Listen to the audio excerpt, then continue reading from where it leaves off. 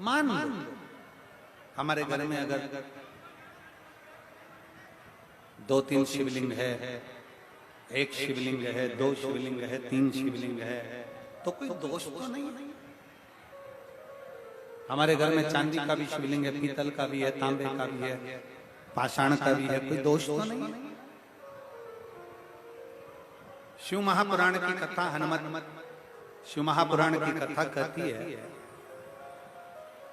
तुम्हारे घर के अंदर एक शिवलिंग है, 2 शिवलिंग है, 3 शिवलिंग है, 4 शिवलिंग है, कभी भी तुम्हारे घर में दूसरी मूर्ति 2 या 3 भले ना रहे, और शंकर का शिवलिंग अगर हजारों की संख्या में भी है तो शंकर का शिवलिंग कभी दोष नहीं देगा।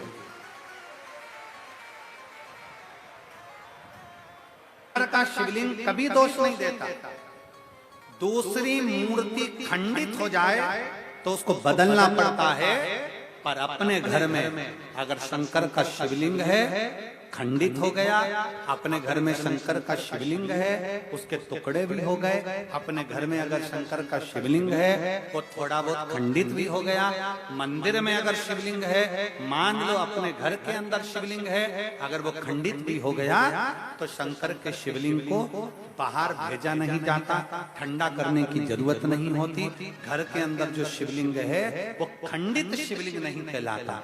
दूसरी मूर्ति खंडित हो गई तो खंडित कहलाएगी, देवी देवता खंडित हो गए तो खंडित कहलाएंगे, पर शंकर भगवान का अगर शिवलिंग खंडित हो गया, खंडित नहीं कहलाता। शंकर भगवान का शिवलिंग अखंडेश्वर महादेव कहलाता है। शंकर का शिवलिंग